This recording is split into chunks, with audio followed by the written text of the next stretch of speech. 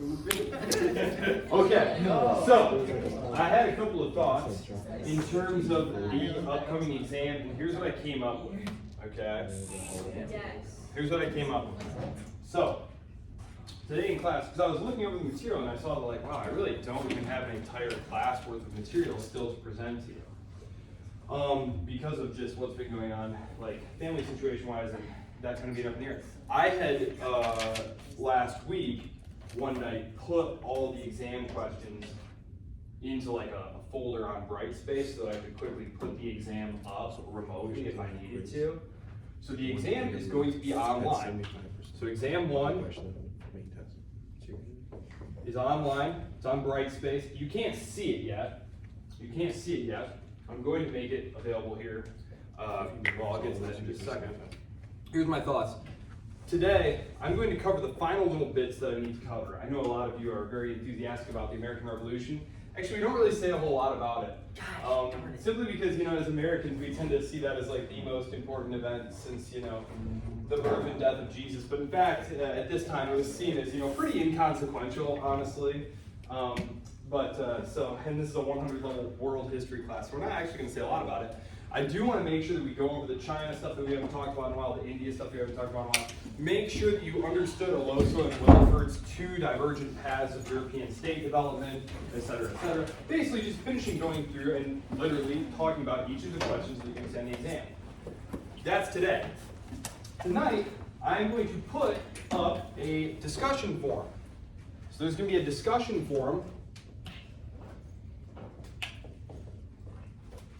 of your quiz questions.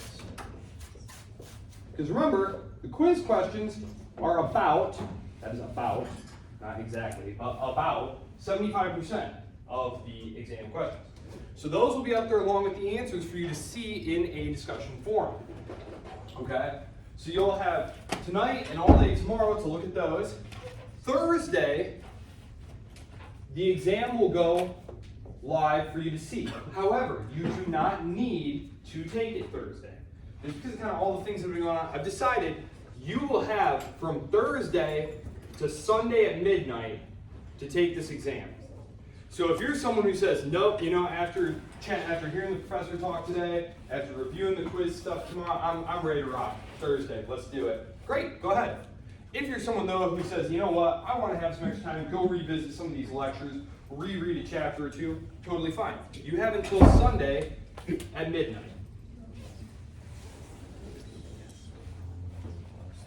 So there's still class Thursday? No.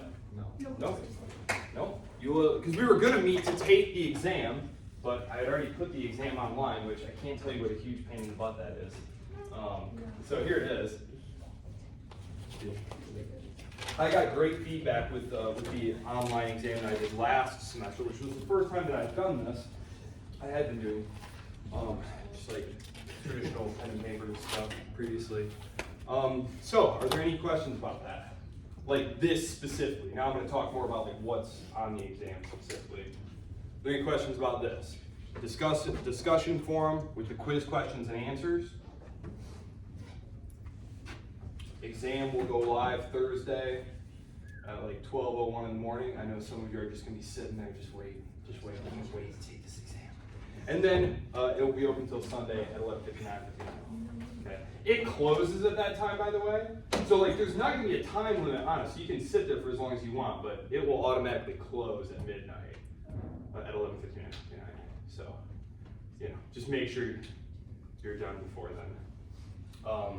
Okay, so in terms of the readings, Oloso and Williford, A and W, we got 1, 2, 3, and then the first part of 4. Now obviously it's an online text, specifically where we stop. Chapter 4, we stop about halfway down the page.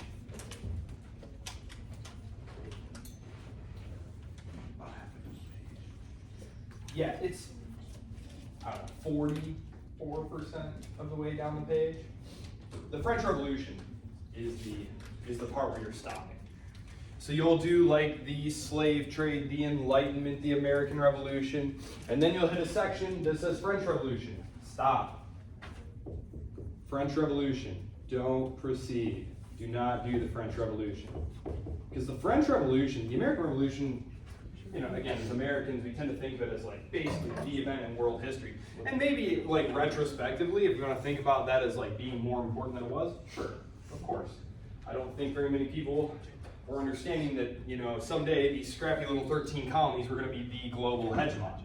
I think the earliest anyone kind of theorized something like that was Alexis de Tocqueville, Democracy in America. Did any of you encounter that in high school, Democracy in America? No, well, he was a French aristocrat who was visiting America to view the experiment in democracy in the 1830s. And he wrote this book called Democracy in America, and it's a huge book. You can get like a abridged version really cheaply. But he predicted that eventually, because of their sheer size and material resources and manpower, that eventually the United States and Russia would be vying for world domination. And so, you know, retrospectively, especially with the Cold War, like Cold War going on, that certainly seemed very prescient. But no one at the time really saw that as being the case. The French Revolution, though, right away when it happened, the French Revolution was entirely transformative. Transformed the globe. Transformed Europe, which was on its way to controlling the globe. Huge. Huge. Right away. Everyone recognized it, that it was a world-shaking event. So, and it really, the second half of the semester, which culminates in exam 2, I teach multiple European history classes, and I tend to teach modern European history like this, basically 1789 to 1914, treating this all as like one. It's called the long 19th century. I did not coin that, obviously. Other historians did who came before. And it's true. Once you've seen it taught that way, it makes so much sense to see all of this that started with the French Revolution and culminates in World War I as like one interconnected process. So that's what the second half of the semester is going to be. So don't go on to the French Revolution. Okay. All of the lectures are up. Has anyone had any trouble accessing them on the YouTube? No. Okay. Do you have any questions for me then? No? There's 38 multiple choice questions. And there is one short answer. When you submit it, you will not get a grade right away. So don't panic, because I know a lot of times you'll submit your quiz and like right away you see your grade. That's not going to happen because I turned AutoBook off because I need to go in and read your short answers. Short answers, look, I wrote in the prompt, I said, look, spend several sentences answering one of these 3 questions. Okay? And I really do mean like, you can probably summarize, you can probably do an adequate job in several sentences. If you want to write me several paragraphs, that's fine, I'll read several paragraphs. I highly doubt many of you will, so I'm okay with reading several paragraphs if anyone wants to do that. You know, but if the question were something like, what were the causes of the American Revolution, and you write, the colonists didn't like the British, like come on. I'm not saying you need to write a whole bunch, but okay. So, no questions about the exam. What are some questions that we would see to like write for the... Perfect. Here we go. You guys want to hear them? Here are the options that you're going to have. I think, right? I don't want to say the wrong thing here because I think I changed one of them because some people had trouble with it last year. Let me just go in and check because this is actually last year's exam that I'm looking at. Let me just confirm.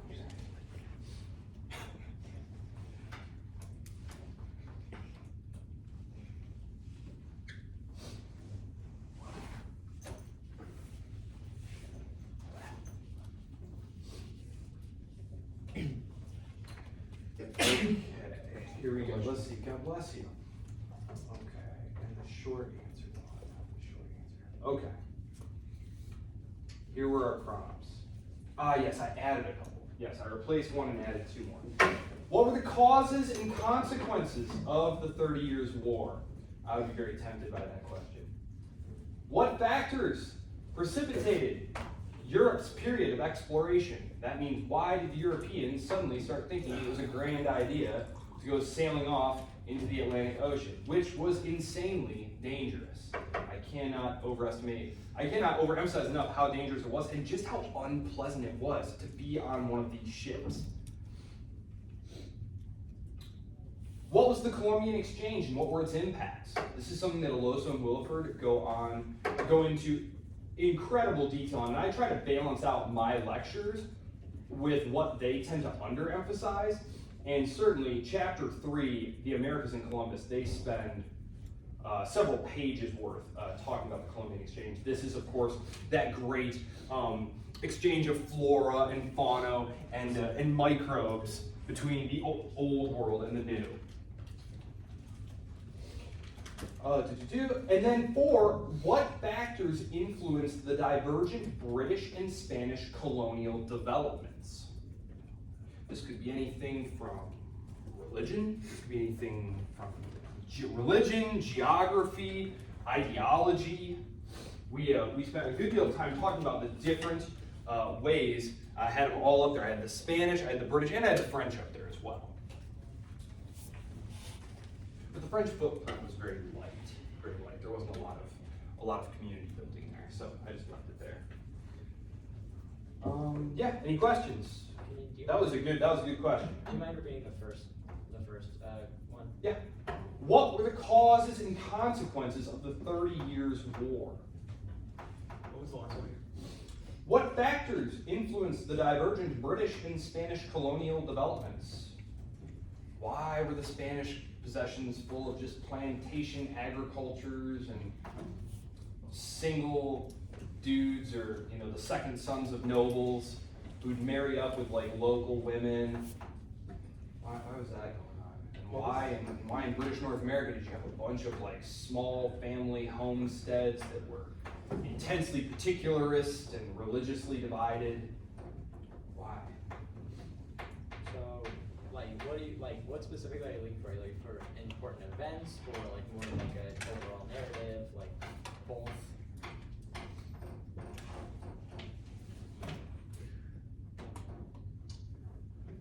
So,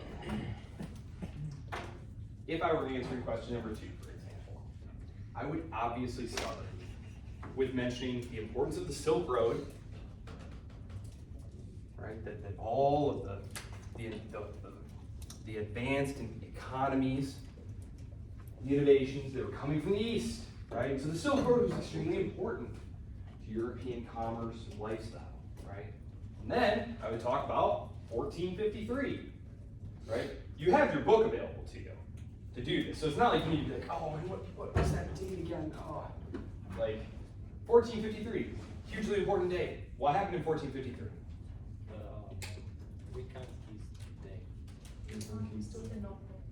Constantinople. The Ottoman Turks capture Constantinople and say, you dastardly Christians, if you want to trade here, you're going to pay an additional levy. They raised the taxes on the Italian merchants who were coming and doing business there, which meant that it was no longer profitable to do trade there. And so, not to be deterred, the Iberian states started probing alternate routes to the Indies. And you could say things about like the importation of advanced mathematical devices from places like Baghdad, places like the Middle East, coming from the Indian subcontinent, because these allowed you to navigate away from the shoreline. Just sailing out into the ocean was nuts. It was madness. You'd get completely lost out there. You need things like a magnetic compass, or you need something like an azimuth to allow you to take readings from the stars. You need accurate star charts as well. So you need all these different innovations, which you could mention anything. So, yeah, I mean, there's unlimited time you need your book. So like, I'm sure you guys will figure this out. Like, Yeah. right? Like you'll figure it out. Okay. Any other questions? That was a good question. Any other questions? No? Okay. Cool. talking about stuff on the exam that I didn't get to last time.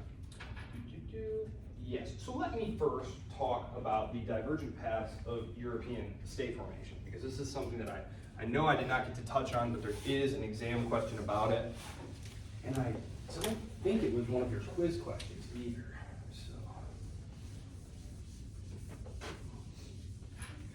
Quick question about bright space, because obviously I'm an instructor, not a student.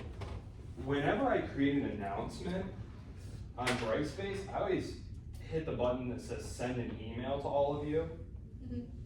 You guys get that, right? It depends on the settings that each student has. Like, I just turned it on for myself. I know some students don't get the email, but if you go on Brightspace, you get notifications. I didn't. Okay. I got an email. All right. Well, I will post an announcement letting you know that all this stuff is up and active and okay. All right. Okay. So divergent paths of European state formation. This is chapter 4. This is chapter 4 here. Early globalization and revolutions. And remember, this is what's interesting is part of the reason that we spent some time talking about where these other societies were coming from. Places like China, India, Central Asia, is because these histories were intensely regional. As I said in our very first lecture, it isn't that they had no contact with each other. There's some decent evidence that suggests that the Han Chinese imperial dynasty had contact with Rome during the period of like Trajan and stuff. And like that's completely possible.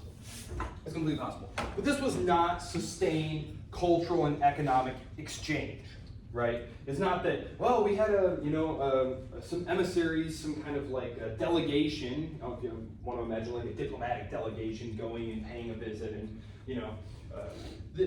from the time of deep water navigation, right here, 1492 on, we start to talk about globalization. Globalization, it's not a word that really became, I think it was coined in the 80s maybe. If you do like an engrams, you ever do like a Google engram search to see how often a word has appeared? Really, it's like it's nothing, and then the 1980s come along and right, skyrockets. But globalization is really just a catch-all word to talk about the increasing collectivization of the global economy, hooking everything together with everything else. There's not going to be a regional economy that's completely divorced from the rest of the world unless it wants to be hopelessly poor, right? Think about a place like Cuba or North Korea, a place that, whether deliberately or because of, something like US sanctions, you're cut off from the global economy. You do real well? No, you're hopelessly poor, right? You're hopelessly poor. Globalization lowers the cost of everything, really, because it allows you to take advantage of things like comparative advantage and these gains from trade that are so well established. This is the period when this starts to happen.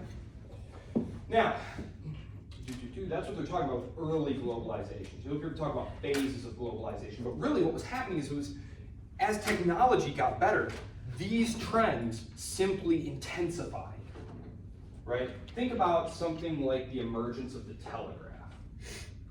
Do you guys know what telegraphs were? Okay. For those of you who don't, I'm seeing some blank looks. You took wires and you strung them along, and you're in California and I'm in New York, and we've managed to set up some wires. I could tap out a Morse code message like dots and dashes, and it would go along the line, and he could get these dots and dashes on the other end of the line and then write them down and translate them into words. Right? This is a huge boost to globalization, because before the 1830s and 1840s, when this was invented and they started laying these lines, what was the fastest way in all of human history to get a message from one place to the other? A rider on horseback, right? So you're out in California and I'm in New York, and we need to get a message to him. So I'm going to get on a horse, and I'm going to start riding, and then if I survive, right, number one, if I survive, what's it going to be? A year till I can get there? And we might never know if I got there or not. What happened to him? Don't know. This way, you can almost instantaneously, you could send a message from New York to California in minutes now. 6 or 7 minutes. They quickly lay a transatlantic cable connecting the United States with Europe. I mean, this is what I'm talking about. Like, So yes, you were sending communications around the globe before this, but before it was like you were putting letters in a sack and putting them on board a ship and sailing them to a place where they'd be put in mail carriages and distributed all around. Like, yes, that's globalization. But as technology improved, globalization didn't change. The nature of globalization did not change. It just intensified. Space and time shrunk more and more, if you want to think of it that way. Because now we have email where you can like virtually instantly do it, right?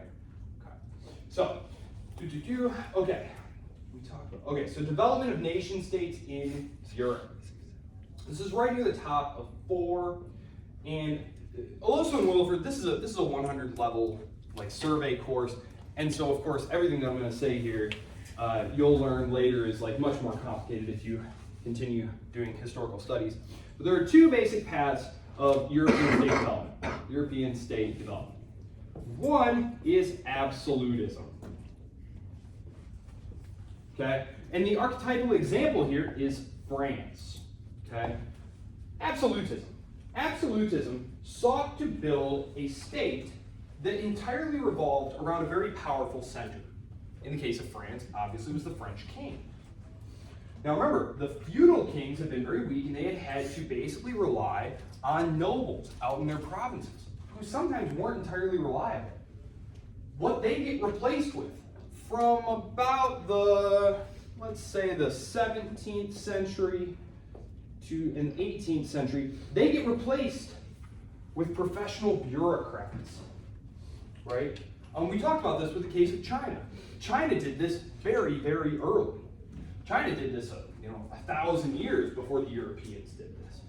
The imperial dynasties recognized that, hey, relying on these very powerful individual nobles out in these provinces, what are you going to do if they decide to say no about something? They have their own individual power bases. They have taxing power, they have troops. This is a nightmare if you want to build a strong, centralized, bureaucratic, and efficient state. And so, the French kings wage a series of wars against their nobles to subordinate them. And you're all familiar, I think, with the Palace of Versailles, right? That big, opulent palace that you can go visit today. So he had this built, Louis XIV. Louis XIV, he's often pointed to as sort of the archetypal absolutist monarch of the French state. So Louis XIV. Is there anyone here who can't read Roman numerals, by the way? Okay, just Google them on the exam if you don't know how. I had someone on an exam, because remember, this used to be on paper, and someone came up to me and was like, I have no, what are all these X's and 1s? And I was like, this is Roman numerals. So, okay, Louis XIV, this guy, he really, he rules for a very long time. In fact, until the death recently of Queen Elizabeth of England, he had been the longest serving European monarch in history. Yes? He still is.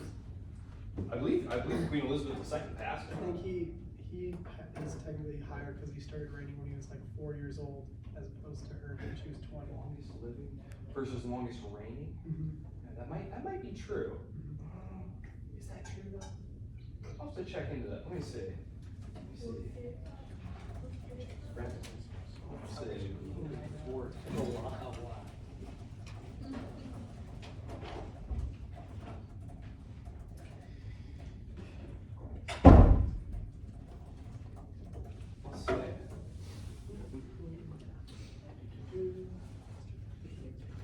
Yep, you are absolutely right. He ruled France for 72 years, and she ruled England for 7 years, or technically Great Britain.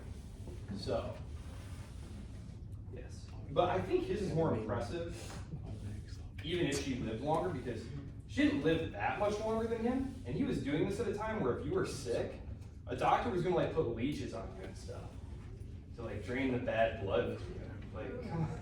Come on, man. That you could live to be 200 today with modern medicine. So,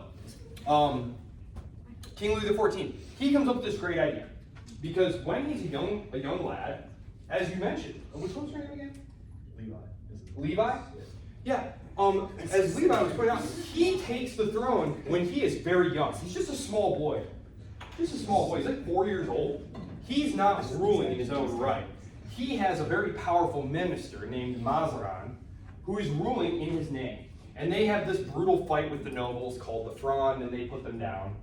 And afterward, as he grows into his own, King Louis comes up with this great idea to make sure that the nobles, his powerful nobles, aren't out at their estates scheming against him. He invites them all. Think Godfather invite, right? Like offer you can't refuse. He invites them all to come attend to him at the Palace of Versailles. So keep your enemies close, right? He invites all the nobles to come stay at Versailles, where he just amuses them with like parties and hunts and intrigues, and basically just sets them all squabbling with each other over like who got to ride next to the king on the hunt, and who has the king's favor. And so he basically just sets up this very merry little distraction there in Versailles.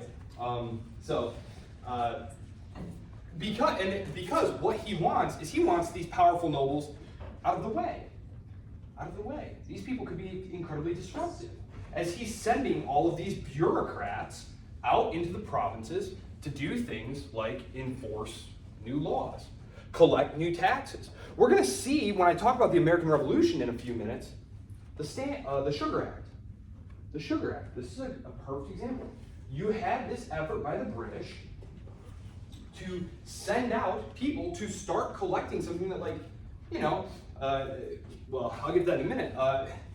You had these bureaucrats coming out who were only interested in serving the king and in collecting these taxes, who had no connections to the locals. The locals are used to being able to like chum up with their local lord or whoever it is, maybe bribe him a little bit and, we'll just make this all go away. Not anymore. Not anymore. And this really rubs locals the wrong way. And so, as you're rubbing these locals the wrong way, as you're asserting Paris's control over places hundreds and hundreds of miles from Paris, these people probably don't even speak the same language as you. Remember, if you're in the south of France, you don't speak Parisian French. Maybe if you're a lord, you might be able to speak some. But you got these basic foreigners coming in and bossing you around and telling you what you can and can't grow and what taxes you have to pay. It's annoying. It's annoying. And you don't want the local lord sitting there as a center around all this bad feeling can coalesce. Because he's a natural leader for any kind of rebellion like that. So, and of course in the American case, who were the leaders of the rebellion? The local notables, right? Like your James Madisons, your Patrick Henrys, your George Washingtons. These were the big, powerful landowners. Sort of the American nobles, if you want to think of it that way. So, absolutism. The king is going to rule without representative bodies. Without representative bodies. Now, in the case of France, just again to keep it really simple, you had the Estates General. If the king wanted more money, he would need to call the Estates General. This was a meeting of all the notables. So there was the first estate, which was the clergy. So you had the bishops and the priests, right? They'd come. You had the second estate. This was all the nobles. The nobles would come, and they made up probably 5 or 7% of the kingdom's population. And then you had the third estate, which was the other 90% of people. These are all the commoners. Right? These are all the commoners.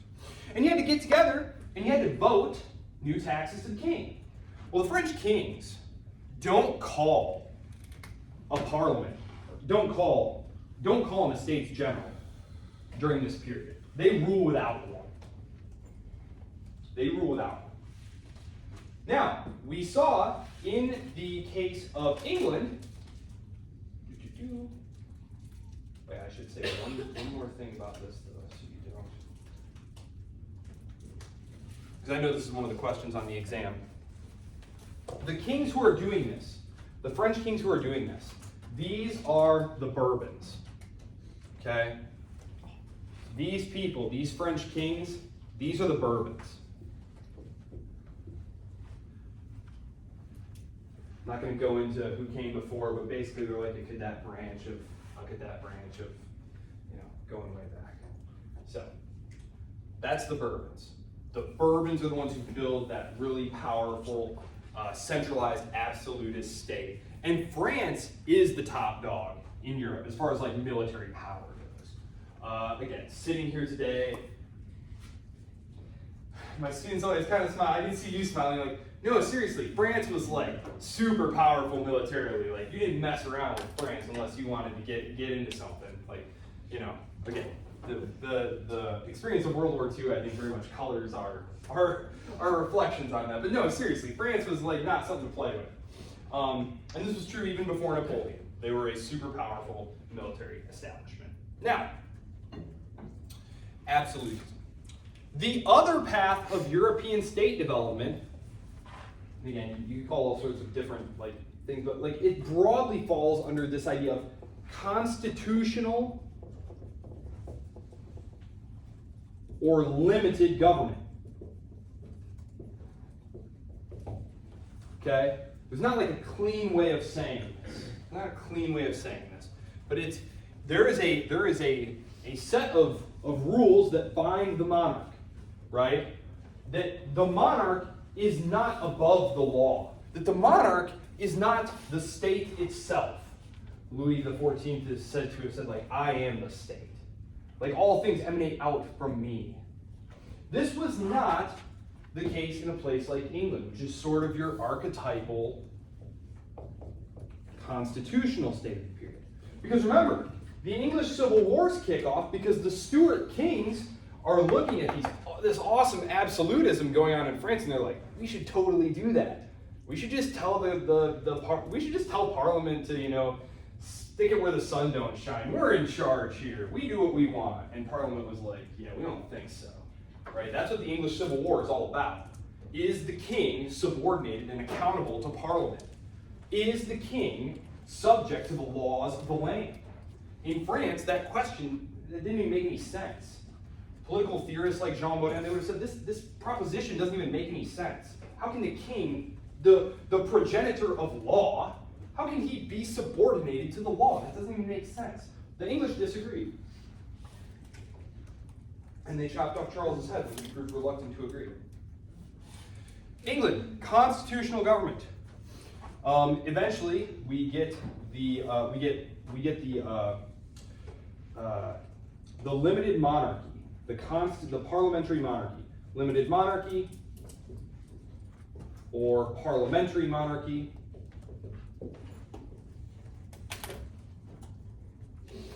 In the American case, which of course is a very famous example of like a constitutional state, they went Republican.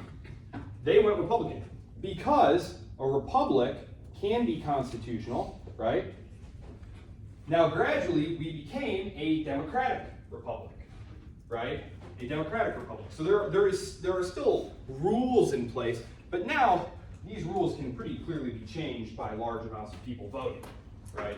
So it's important to understand that at this period in European history, when they ask, hey, what are the two paths of European state development? There's absolutism, and then there's constitutional or limited government. One of the options, though, is democracy. Do not pick democracy, okay? Democracy is a product of the late 19th century. Democracy, later 19th century and 20th century. Okay? People who supported this kind of government right here hated and feared democracy. Because democracy, for them, was akin to mob rule. It was ruled by the least fit. Because if you were fit to rule, you would have demonstrated this by exhibiting the capacity for rational behavior. And what is the most rational type of behavior? The accumulation of property and wealth. So, who has the wealth, the many or the few? The few. So, by default, then, and just as a function of the definitions of these terms, democracy would be ruled by the many unfit, who would expropriate all of the property and ruin everything. And this is actually how they talk in letters. Even people like Alexander Hamilton, who get championed by progressives today, they hated and feared the demos, the people, because they recognized that the majority of people must necessarily be poor and desire to expropriate the property of the wealthy. And the protection of property is inherent in almost all constitutional arrangements, right? Protection even from the government itself. Because in France, there was no protection. there was one second. And this is one of the major reasons I teach economics. And there's a very strong correlation between how strongly a state protects private property and your long-term economic growth prospects. In states where the protection of property was established firmly and defended early on, they experienced far higher levels of growth and today enjoy much higher levels of GDP, both in overall terms and in per capita terms. And the reason is fairly simple. We're not quite to the Industrial Revolution yet. It's kind of happening in Northern England, in Scotland right now. During the period of the American Revolution, during the period of the American Revolution. But what you have here is, so previously, fields were owned communally. Fields were owned communally. And you didn't have the same section of field each year. Like this is the community field, right? And it was a strip system. It was a strip system. So this year, you and your family, you have this bit right here. And you and your family, you have this bit right here. And you and your family, you have this bit right here, right? And your family, you have this bit and this bit this year. But next year, it's going to completely change. Now, number one, in a field system like this, you all basically have to agree on what to plant. You can't all be growing something different. You basically have to come to an agreement like, okay, we're going to plant barley this year. And then we're all basically going to meet, plant it at the same time, harvest it at the same time, so we're not trampling each other's stuff, and You also have zero incentive to spend extra time and energy improving your little plots of land because they're not really yours. You're going to get different ones next year. So the fencing off, it was called the enclosure movement. It was called the enclosure movement in England. They basically got rid of this and just gave everyone like individual private plots. Where if you said, you know what, I really feel like we should go for it and like try planting some of these new things from America called potatoes. And everyone's like, are you nuts? No one in the entire history of our village has ever planted potatoes. Are you crazy? What if these things fail? We're all going to starve to death, right? Even though we know in retrospect that potatoes were actually a great idea. They're very nutrient dense, they're very hardy. But you would never be able to convince the community to take a risk like that entrepreneurial drive. That's something that only people who have their own property to put on the line are going to be able to do. And England was one of the first ones to do that. And in the United States, or the British colonies, that was very, very true. So, constitutional or limited government versus absolutism.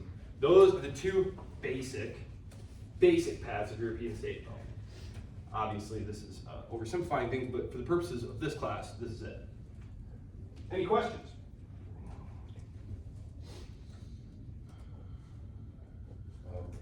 Yeah. You said there's a correlation between protection of property and future economic growth. Yeah, and there's actually a few things that you can run regression analyses using. So other things that will correlate very, very strongly.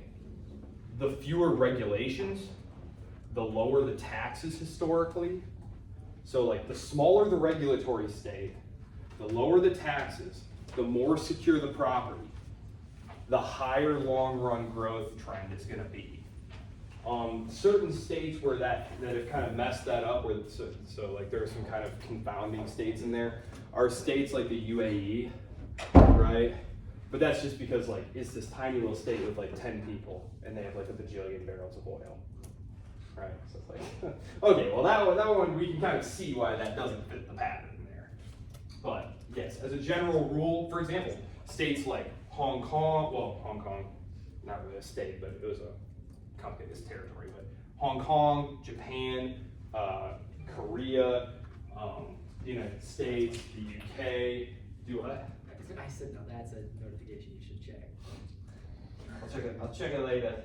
I'm sorry for interrupting. No, you're cool. There's nothing important going on right now. It's probably some hot stove stuff. So that was the European paths of state formation. The Enlightenment. Yes, the Enlightenment. That was where I got cut off last week. The Enlightenment. Yes. The Enlightenment. So I'm about a third of the way down the page at this point on chapter 4 of Oloso and Willowford here. I need to talk to you a little bit about ideological developments. So I'll talk a little bit more about economic developments. I'll do that first, actually, since I started talking about the transformation in agriculture. Because one of the things that's going to happen is the population of Europe is going to start increasing quite a bit due to its ability to grow more food and feed more people. It's also going to be able to import a lot more food because they're setting up all of these colonies. And as I said last week, places like the United States, for example, they were great exporters of things like salted fish, for example. And one of the things that I want to take a look at here is, so we talked about innovations in farming. This is things like setting up like private land use. There's also things like, and this is kind of a recursive thing here, right? So before chemical fertilizers, what was the only way to fertilize your field? Manure. Okay, right? But if you don't have a lot of extra feed, your animals are going to be very scrawny and malnourished. So they're not going to produce very much manure, and it's not going to be of very high quality. So once you start making those small adjustments to the institutional arrangements of how agriculture is going to be conducted, again, these weren't technologies in the sense that like someone invented some new tool or something. They just invented a new social way of organizing food production individually. Well, when people were allowed to experiment and innovate and take crops to market for themselves and gain profit and stuff, you started to see a lot more food emerging on the market. Well, this meant you had more food to feed to your animals. You could even grow things that were specifically meant to feed to the animals instead of just grazing them in a pasture, right? So that creates bigger, stronger, healthier animals, which in turn creates better, more potent manure, which you can then spread on your fields, which next year will produce even better crops, which produces bigger animals, right? So it's like a recursive cycle here. So that's going on.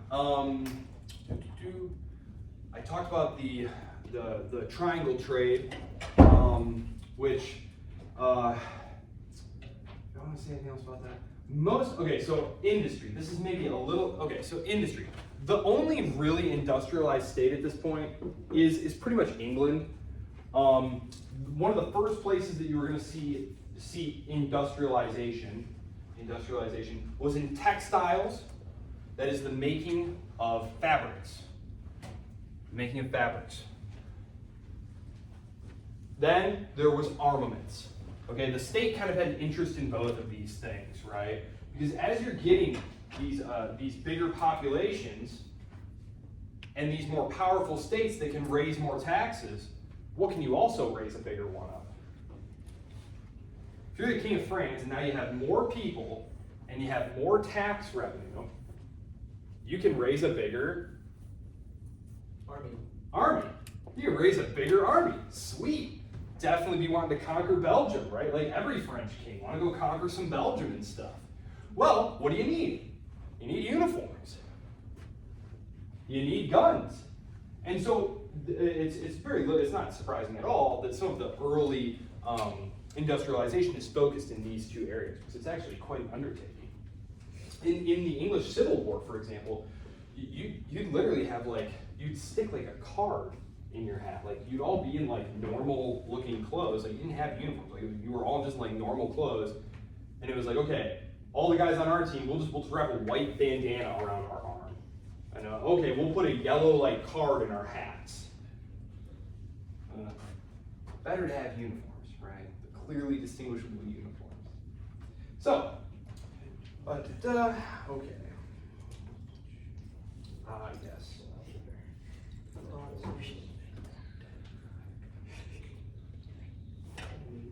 Okay, so I'll dive into the American Revolution.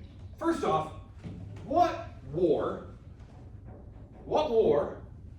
in just about the middle of the 18th century, really sets us on the road to both the American Revolution and the French Revolution. The French Indian War. The French Indian War. Also known as the 7 Years' War, and actually on your exam, it is not listed as the French Indian War, it is actually listed as the 7 Years' War. I did that because I just am following, like, I don't know.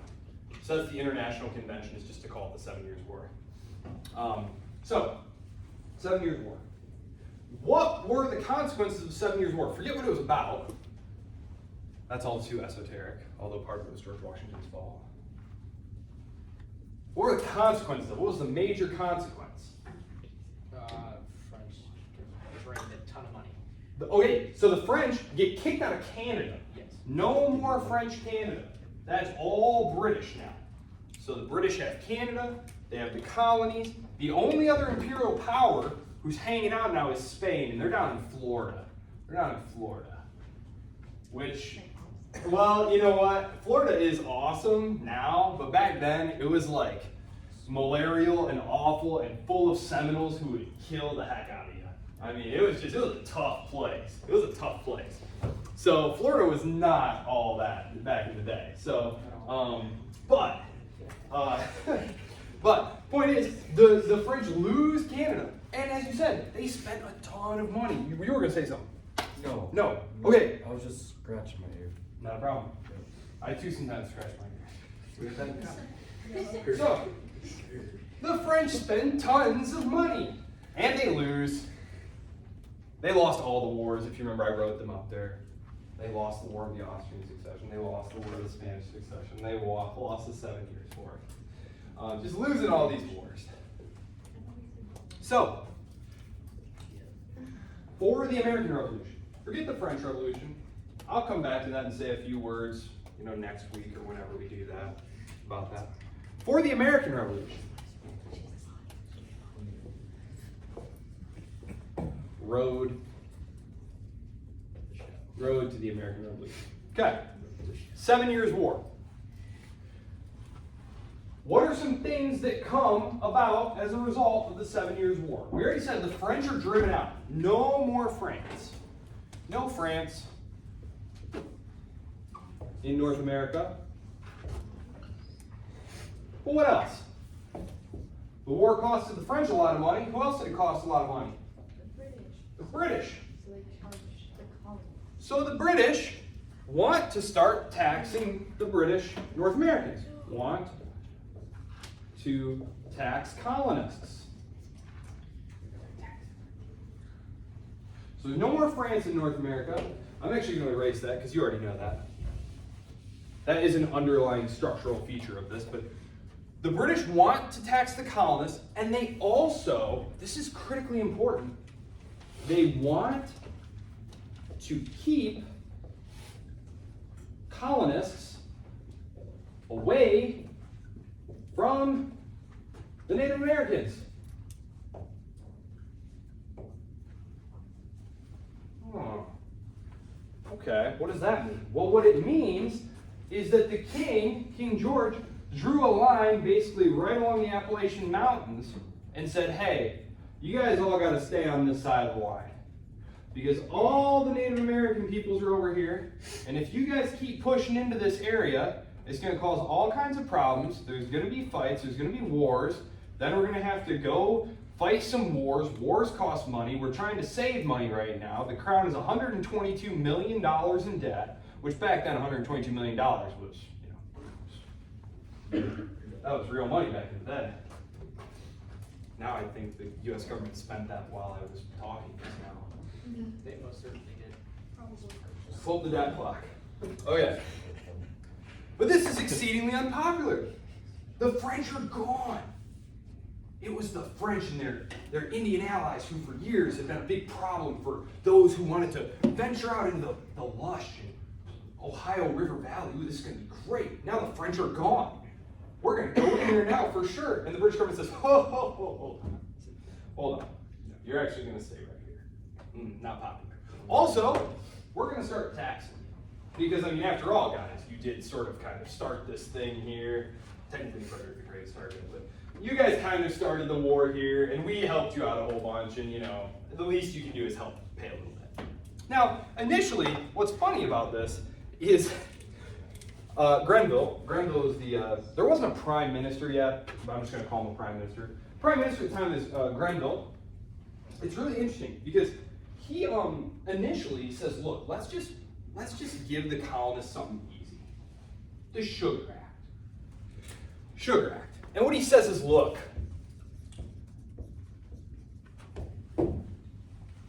he says, look, right now the tax on sugar, molasses, which is a primary ingredient in rum, which was a big part of the trade, is like 8 cents.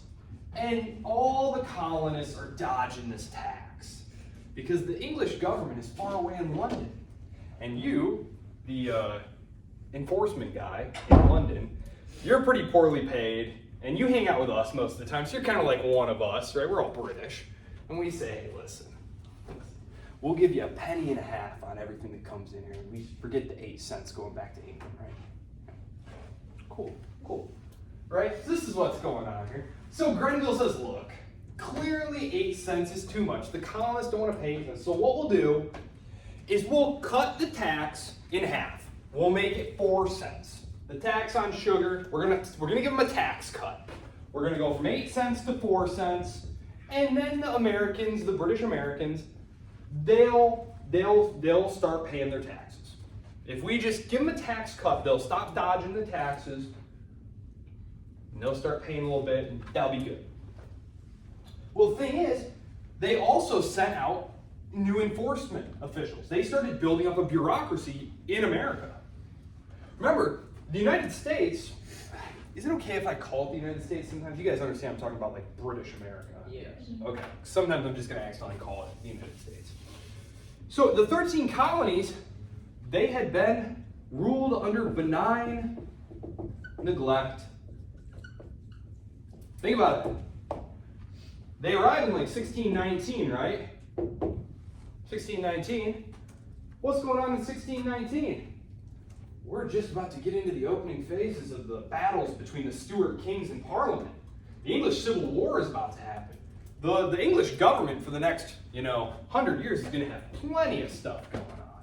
And then, internally. And then, after that, they're going to be battling the French over the War of the Spanish Succession, the War of the Austrian Succession, the 7 Years' War. The colonists were just kind of chilling over there, doing a good job sending raw materials to Britain, and things were going okay. Well, after they win the war, they decide, you know what, now is the time to start directly ruling. So we go from benign neglect, which really lasts from 1619 to the 1770s. Generations of British Americans have basically been ruling themselves ever since their grandfather came over here. And now all of a sudden, they're sending over a whole new bureaucracy. And they're not going to hang out with us. They're not going to be our pals and let us dodge these customs. There's going to be rigorous enforcement of the collection of this 4 cents. And if you duck it, you're not going to go to a local court where there's an assumption of innocent until proven guilty. You're going to go to an admiralty court. You're going to go in front of a British admiral under an inquisitorial setting. Inquisitorial means you are assumed guilty unless you can prove that you're innocent. So this is total inversion of the normal judicial practice in Anglo-American countries, right? So this is not popular stuff here. Grenville thinks he's playing ball here and doing a good thing, but he is super serious about getting these taxes collected. This is not popular.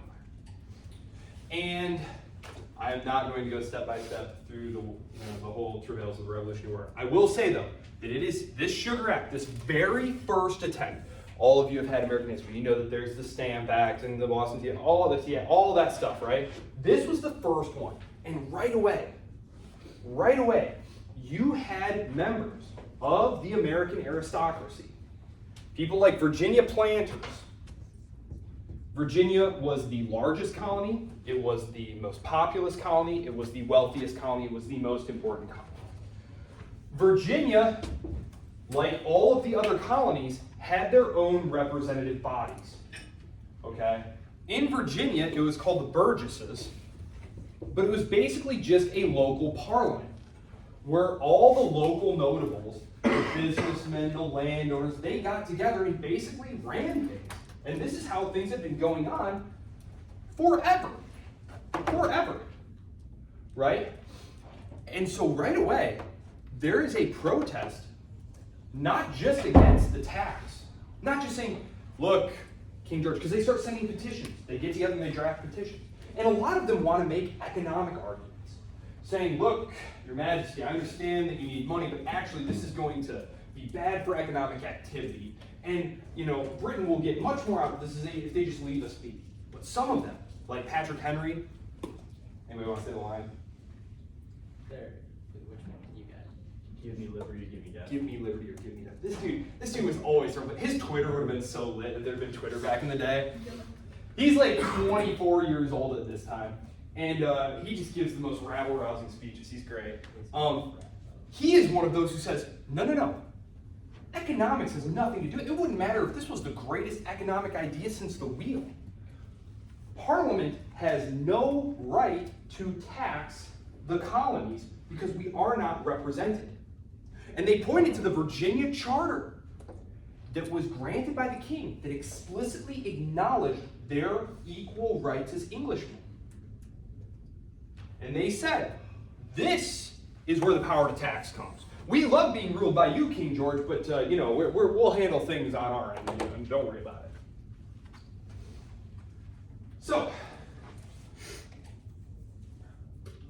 Parliament, obviously, back in London, they can't very well suffer this kind of insubordination, so they decide that they're going to try and force the issue. And this happens in Massachusetts, in Boston. Obviously, the Revolutionary War happens all over the place, but at the level of the survey course, a lot of the action tends to take place in like Massachusetts, Virginia, New York. There's open violence in the streets against those who have been sent to act as agents of the British government. Samuel Adams, his Sons of Liberty.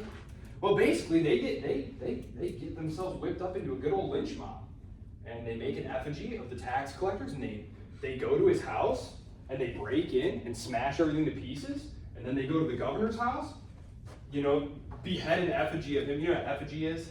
It's like a bust, like a dummy. Yeah. You make like a dummy of the guy, and then you you symbolically execute it, watch out. It's just basically. They go to his house too, the governor, Thomas Hutchinson. And this is like the most powerful British representative in North America, which is a British colony, and these are all British subjects. And they just go to his house and just smash the whole thing to pieces. There's very heavy resistance, and the British government is going to try a couple of different ways to get revenue. Like I said, they're going to try the Stamp Act. The Stamp Act is the one after the Sugar Act that prompts the rebellion in Massachusetts, where they start smashing stuff. They're going to try taxes on tea. They're going to try all sorts of things, trying basically to find a way to get some money out of the colonists that they'll agree to. Because some of them, like Patrick Henry, right away, take the line that no, you have no right to taxes. But a lot of them, like Ben Franklin, for example, say, well, no, it's a little more complicated than that. You do have the right, Parliament, to tax trade going in and out of the colonies. You just don't have the right to tax things inside the colony. And so the government back in London dreams up some taxes that will not mess with, activity inside the colonies. They'll just be external. But then, the majority of them object to that too. And that's when the British government realizes that, no, we might just be dealing with some open rebellion here. We might have some treason on our hands. But it's only treason if you lose. Yeah, it's only treason if you lose, right? If you get caught, lose, yeah. It's only treason if you lose. And they're not going to lose. They're going to win. Why do the Americans win? Call them Americans. Why do the Americans win this war? I'm not going to take you through all these battles. War lasts forever. There's a bajillion battles. Why do they win? They don't win any major battles except for a handful. Why do they win? Their ability to outlast and basically waste resources. Pretty much that's what it is. And then the Battle of Yorktown, single-handedly one of the greatest military battles of American history. So, what did we say at the start of all this about the British government's finances? Yay or nay? They doing great? Sitting on a big pile of gold? Terrible. The British government has never been in more debt. And now they're going to lose a large portion of economic activity in the United States, which is being disrupted by war, and you have to pay to put troops in the field over there. George Washington and the Continental Army, this is the actual field army that they have. They lose pretty much every battle, pretty much every important battle they lose, but critically, the army stays in the field. The army stays in the field. When you read about George Washington being great at retreating, some people don't know what they're talking about and they're mocking him, but people who actually study military history know that you suffer your casualties and your army gets destroyed in a rout. A rout is when your men just undisciplinedly break ranks and turn around and start running, right? The retreats that Washington was conducting, these were more like withdrawals. These were more like withdrawals where it kept the army together, kept lines firing on the British as they slowly withdrew from the field. This was critical because foreign observers like the French were going to be critical in the winning of the Battle of Yorktown, pinning Cornwallis there. They didn't recognize guerrilla bands of dudes popping out of the woods and shooting at British troops. That wasn't warfare. You need to have an army in the field. So keeping that Continental Army together and in the field was critical to winning European support. However, those guerrillas that we talked about, that I just mentioned, people like Nathaniel Greene, they were super critical because what they did is stuff that was just seen as just so ungentlemanly and just completely just beyond the pale. Because what they would do is they would attack British supplies. They would attack the British at night while they were encamped. They would attack them in the trails, shooting from trees and then running away, which is completely maddening. Because if you had filled the entire field with all the American British people under arms, 10, 20,000 people tops, and that's probably very high end, British could crush them. But they just wouldn't give them a decisive battle. And so, eventually, resources start to wane them. Political opposition forms at home. Populations don't like long, costly, indecisive wars, right? Think Afghanistan, Vietnam, Algeria. Domestic populations don't like that. You're getting body bags and huge tax bills, and what's going on over there? The war's still going on? Are we making any progress at all? No. And it doesn't help either that there were very powerful and eloquent speakers in Parliament, like Edmund Burke. If any of you study philosophy, the great conservative British thinker. He was very pro-American. He felt like the Americans were right. So you had very powerful supporters who were actively in Parliament lobbying against the policy of the government. And so they make a peace. Treaty of Paris. The Treaty of Paris. This is what concludes the war.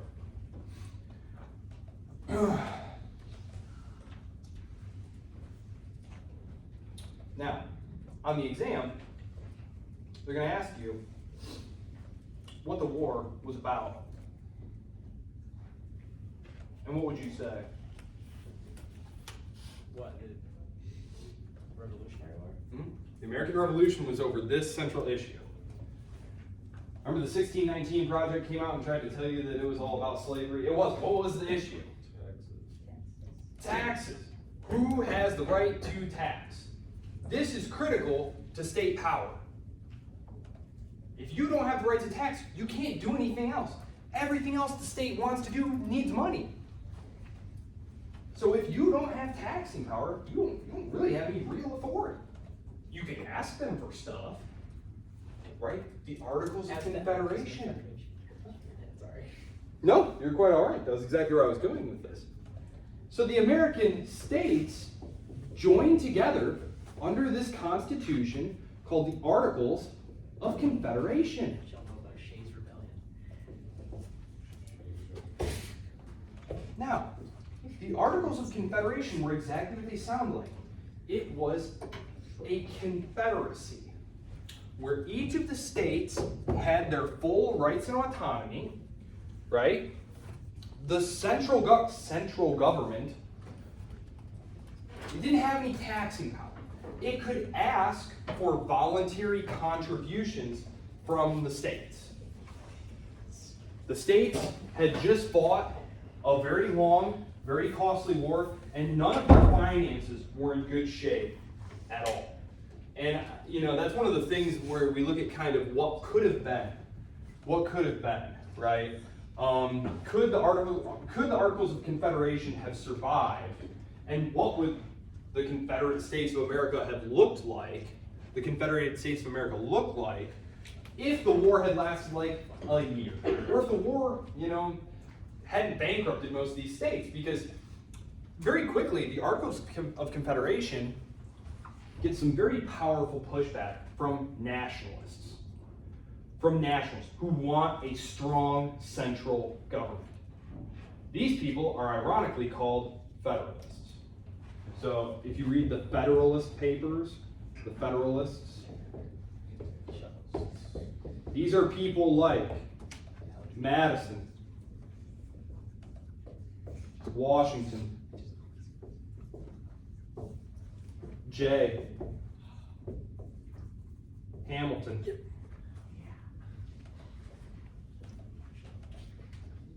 You will encounter the Federalist Papers at some point during your academic career as an American student at a liberal arts university.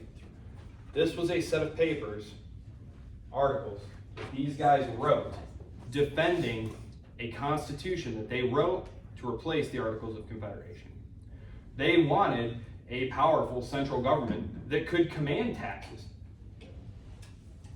that could raise armies, that could fund a navy, that could do all the things we associate with a state. They were opposed by a group called the Anti-Federalists, who warned that by giving this power to a faraway central authority, today we call it Washington, D.C., that eventually the states would just become kind of colonies of Washington, D.C. And they were very, very unhappy with this attempt to replace the Articles of Confederation. The Constitution barely passes ratification. It's a very close run battle. And these Federalist Papers, these very persuasive, very eloquent arguments, where they basically defend things like, no, you see, we need a president to execute a single unified foreign policy and to have the power to conduct wars. And we need a federal Congress whose job it is to declare war. And the reason we've separated these two powers is that if we gave the power to declare war to a president, then he would just always be leading us into wars, because that way he could have more emergency powers. And we have a military dictator like Cromwell on our hands. So Federalist Papers, they're excellent, excellent reads. I should say some of them are excellent reads. They are written in the prose of their time, so they can be very turgid and difficult to unpack.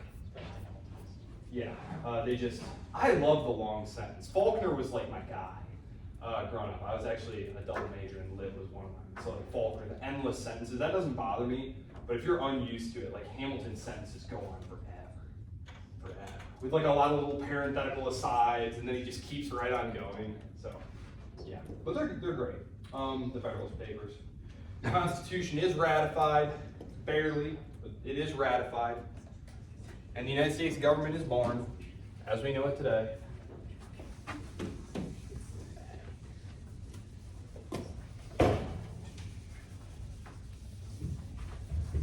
I heard someone mention Shays' Rebellion. There was also the Whiskey Rebellion. It's very ironic that the people who had just fought, for the power to, be free from taxes without representation. It's very interesting.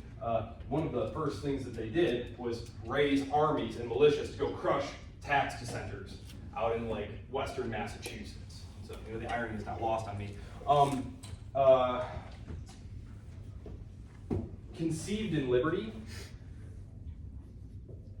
It's called Conceived in Liberty.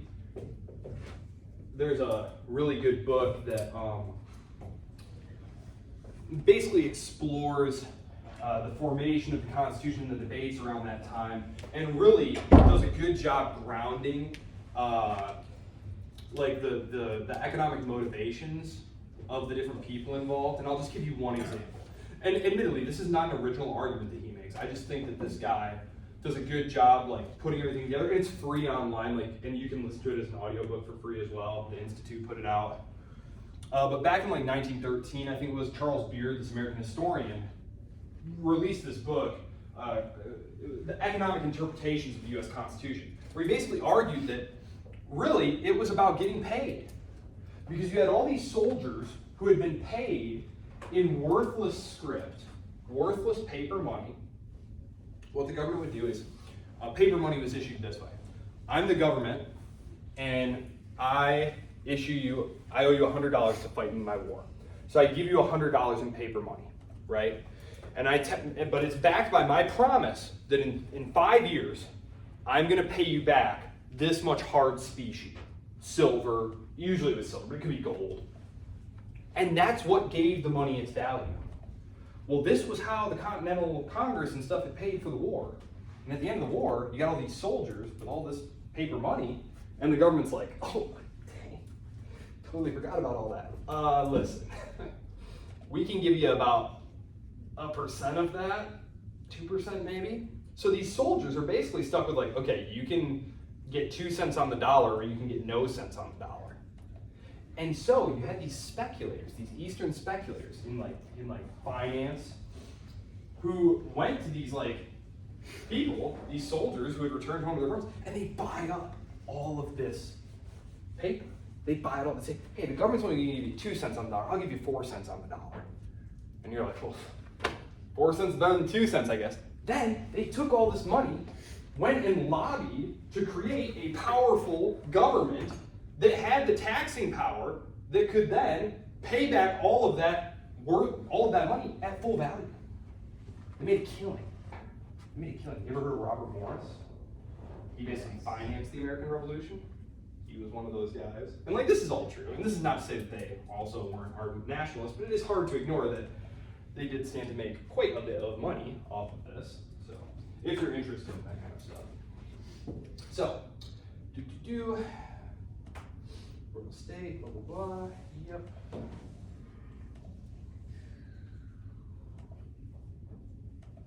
Just want to make sure there's nothing I didn't leave out. I know I've mentioned Cromwell many times over the course of these lectures because he was a very important figure in the English Civil War. He led the parliamentary faction. These were the people who were asserting that the king is bound by law, that the government is bound by law, and that the actual authority to govern is vested in Parliament. These are the same ideas. These are the same people who are the forefathers of the American founders. And so Cromwell, George Washington was very concerned when they, wanted him to be president. And he didn't want to become another Cromwell. So Cromwell, he of course leads the parliamentary faction, and he is the one who oversees the execution of the king. Right? That is one of the exam questions. It's like what he's most famous for. He leads the parliamentary faction in the English Civil War. Eventually. There are other leaders, but like this is a 100 level course. Oliver Cromwell. He's the one who does it. And they chop off the king's head. And he becomes military dictator of England. I don't know if I mentioned this specifically. So this Protestant religious sect played a central role in the English Civil War as well as the colonization of British North America. Starts with P. Protestant. What kind of Protestants though? Puritans. Puritans. Absolutely. I mean, America is a Protestant country. Like, I'm Catholic, but like even I'm not confused about that. Like it's Protestant country for sure. If you take Dr. Edwards' class on Christianity in America, is that still a class here actually? Maybe it's not. It was when I was here, but yeah. They have a really good thing like democratization of American Christianity, like the Second Great Awakening and just all that stuff. It's just the flowering of Protestantism and stuff. I'll make sure. Oh yes, I just want to be clear about one thing here. No, I don't think I included that in the test. Yeah, I got enough time. What we see in revolutionary America, because very quickly, right, we're in 1776, and by 1812, I think it is. I have to check to be sure, but basically that's right. We go from the Americas being all colonies of England and Spain and France and Portugal to having independent republican governments. Now, a lot of these are going to be beaten down and reconquered and then have to revolt again later. But the point is, it's happening here. And it's always the same class. Whether we're talking about Virginia or Boston or Buenos Aires, it's always the same people. And it's this people. Let's call them Creoles. Call them Creoles. What these were is these were the people who were the descendants, the direct blood descendants of the people who came over from Europe and colonized the land. This is people like Simón Bolívar. This is people like George Washington. These were people who thought of themselves as equal to the people who were coming from Europe to govern them. And again, I'm just going to keep using the Spanish words for them. These were called peninsulares. So you have these local elites who think of themselves as being equal in rights. This marker is on its last leg. I've got to remember bringing more markers. They think of themselves as being equal, right? The Americans, when they're writing back complaining about the king's treatment of them, they say, we crossed an ocean as Englishmen. At what point did our rights as Englishmen disappear? When did that happen? It's always this group. It's always this group right here. It's the Creoles, the local elites who control like the local economy, who own all the land. It's them revolting against being ruled by the people coming from Europe. Whether it's people from London coming to collect taxes, coming from Madrid to collect taxes, they don't want them around. Now, what's critical about this, because I said it's not democracy. It's not democracy. This is a terrible triangle. I'm going to try that again. Sorry. Okay, so if this is colonial societies in America, there's a handful of peninsulares at the top, right? Wow, okay. It's a triangle, okay? This is a triangle. Just pretend it's a triangle. You have the peninsulares occupying this tiny little spot up here. There's a handful of them. The Creoles, or Criollos, they're the local power players. These revolutions are political revolutions. They do not want to change the social structure of the society. They want to keep their land. They want to keep their slaves.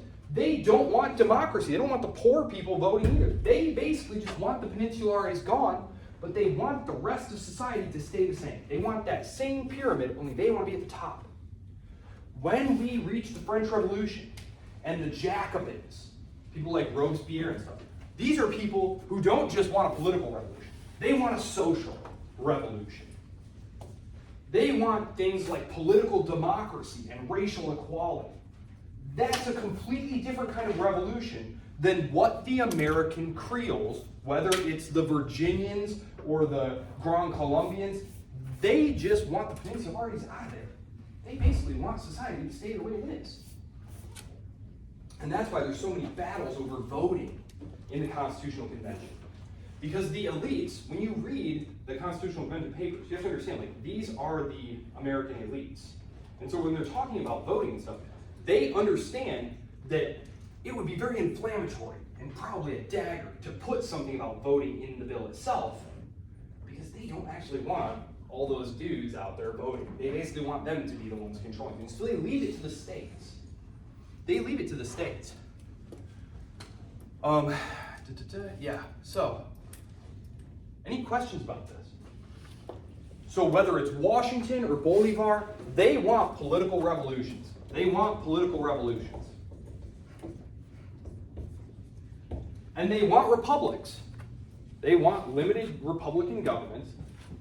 But really all they want is they want those pesky people from Madrid or Lisbon or London to go back where they came from and leave them be. We're doing just fine here, thank you very much. We don't need your help, and we certainly don't want you bossing us around. And it didn't help that, you know, if you're someone like George Washington, I keep picking on George Washington, but you all know who he is, he's very famous. He's held in great esteem and respect by his fellow British Englishmen, North American British Englishmen. When an Englishman comes from London, though, they look down their nose at him as like some backwoods hillbilly provincial who barely knows how to read. It's extremely insulting.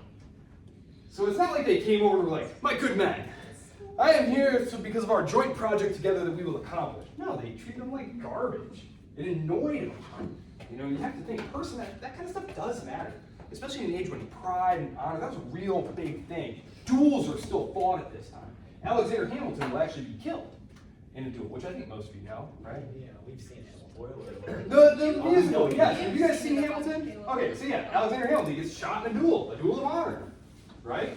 They're going to be doing this for another many years. Andrew Jackson fights in duels. But yeah, so this is interesting though. So the American Revolution, all the Latin American revolutions, which we're not really going to talk about because Latin America doesn't really drive world history. And there are reasons for that, but not that we're going to get into. These are political revolutions. You're going to get independent constitutional republics that are basically ruled by your local elites. From 1776 to 1812, this is going to happen. And as I said, in Latin America, some of those are going to get put down, and then they're going to re-revolt, and eventually they are going to get their independence. I'm talking about things like Mexico, Colombia, Argentina, Peru, Chile. So yeah. So, any questions about any of this stuff?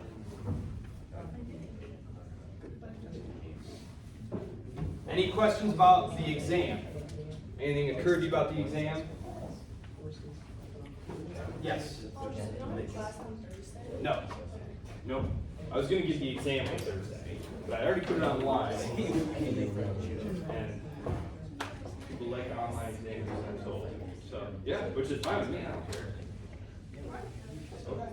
And remember, it's not going to give you a grade right away, so don't like panic, like, oh my gosh, did I mess something up? No, I have to go in and like grade the regular response. All right. Have a great week. I will see you all on Tuesday.